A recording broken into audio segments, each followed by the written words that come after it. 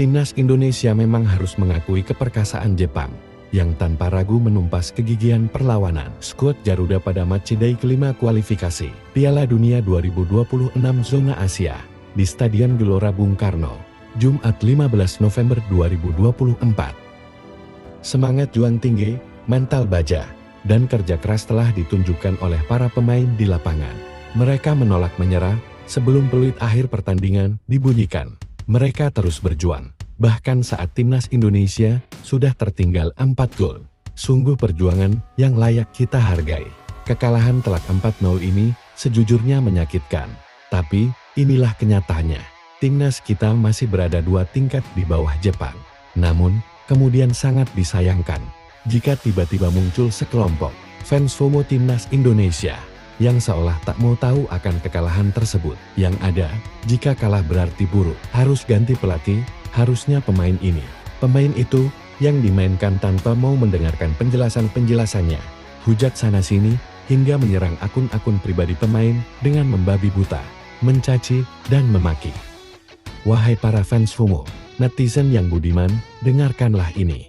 Timnas Indonesia memang kalah segalanya dari Jepang. Namun dibalik itu semua, terdapat fakta unik dalamnya, yakni sebanyak 5 pertandingan kualifikasi yang telah dilakukan Jepang dan masing-masing tim di grup C. Timnas Garuda menjadi tim yang paling membahayakan bagi gawang Jepang daripada kontestan grup C lainnya. Dilansir dari Flash Score, Timnas Indonesia tercatat mampu melepaskan 8 tembakan, 3 diantaranya shots on target ke gawang Jepang.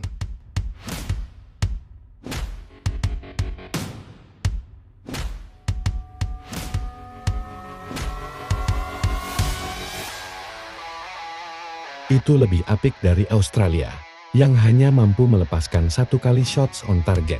Itu pun karena bunuh diri pemain belakang Jepang. Kemudian, Arab Saudi yang dikalahkan Jepang 0-2, melepaskan 2 kali shots on target. Bahrain yang dibantai Jepang 0-5, hanya sekali melepaskan tembakan on target. Sementara Cina yang dibantai 0-7, tak sekalipun melepaskan shots on target ke gawang Jepang.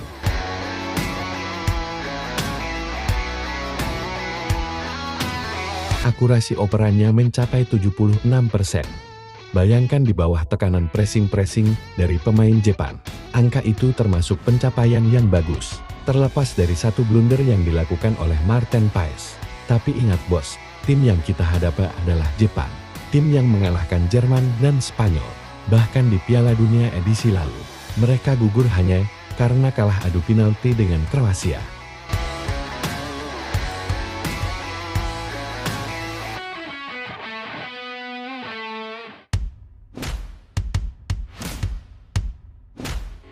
Menariknya lagi dalam laga ini, total hanya terjadi 14 pelanggaran.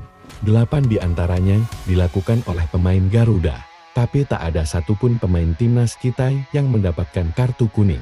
Bukankah selama ini, permainan menyerang dan terbuka seperti ini yang kalian mau? Tidak melulu bertahan, namun juga mampu menciptakan peluang. Walaupun tim yang kita hadapi peringkatnya jauh di atas timnas Indonesia. Bermain rapi dan minim kesalahan. Tidak banyak melakukan pelanggaran, dan seterusnya dan seterusnya. Semangat meraih kemenangan sudah mereka tunjukkan di lapangan. Tapi kembali lagi, lawan kita Jepang, bukan Vietnam, Filipina apalagi Brunei Darussalam. Lantas salahnya di mana? Ayolah, sedikit saja kita mencoba mengerti situasi yang terjadi saat ini. Tim ini baru dibentuk, bahkan mungkin baru 1 tahun. Para pemain belum banyak menjalani pertandingan bersama, karena butuh waktu bagi sebuah tim untuk bisa solid, saling memahami satu sama lain, dan membangun chemistry sempurna di lapangan. Bandingkan saja, Jay Iglesias dan Ragnar Oratmangun, baru 8 caps. Calvin Verdon 6, Kevin Dix 1, sementara Kaoru Mitoma 25, Wataru Endo 66, Takumi Minamino 64. Lagi dan lagi, semua itu adalah masalah proses. Bahkan dengan modal materi pemain keturunan pun, butuh waktu untuk membangun kekompakan. Masalahnya adalah, dalam periode FIFA Matchday, Timnas Indonesia tak ada waktu untuk menggelar TC. Boro-boro uji coba, pemain baru bisa berkumpul semua, H-4 atau 3 jelang laga. Meski beberapa pemain keturunan bisa langsung memberikan impact luar biasa, macam Kevin Dix, Martin Paes, J.E. dan Calvin Verdon, namun tetap, mereka masih membutuhkan proses untuk solid dalam permainan. Contohnya seperti Eliano Reiniers, yang dinilai masih belum bisa padu dengan para pemain lainnya. Bukan masalah pribadi dari pemainnya atau pelatihnya, tapi lebih kepada masalah proses adaptasi. Tentu ini bukan beban dari pemain atau pelatih, tentu ini beban dari saya bertanggung jawab. Di samping itu, banyaknya pemain-pemain baru yang dinaturalisasi. Meski itu baik namun juga bisa menjadi bumerang bagi seorang pelatih, siapapun pelatihnya. Unpopular opinion, pelatih jadi tidak memiliki pakem yang pasti dengan masuknya pemain-pemain baru dan chemistry belum terbangun. Jadi please, wahai para fans FOMO, netizen yang budiman, mengertilah sedikit akan situasi ini. Hentikan serangan-serangan negatif kalian kepada para pemain timnas Indonesia, kepada STI, kepada siapapun yang berkaitan dengan timnas. Please ya, stop ya. Jika Pak Erick Thohir sendiri mengatakan kepada para pemain dan pelatih untuk evaluasi, introspeksi. So tonight, I want every individual in this room to review what went wrong.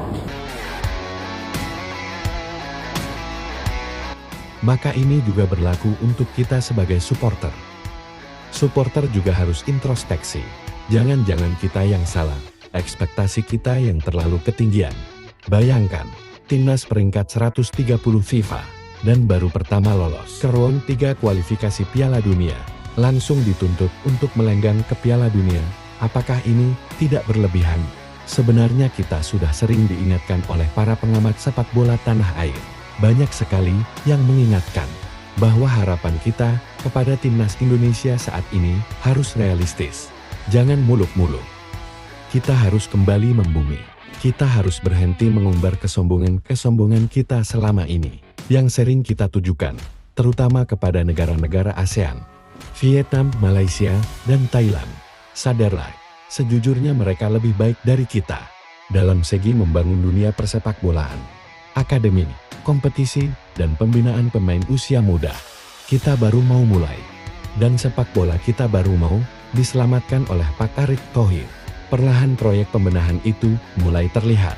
Satu persatu dari timnasnya dulu baru kemudian pembinaan dan kompetisi. Jadi sekali lagi please, jangan umbar-umbar kesombongan lagi. Karena itu juga bisa menjadi bumerang bagi kita sendiri, bagi timnas Indonesia. Tetap tunjukkan dukunganmu kepada timnas Indonesia. Ayo terus beri semangat kepada mereka. Timnas kita belum habis, masih ada peluang. Tugas kita bakar semangat punggawa tim Garuda. Jangan kendorkan dukunganmu, apapun hasil yang diraih timnas kebanggaan kita.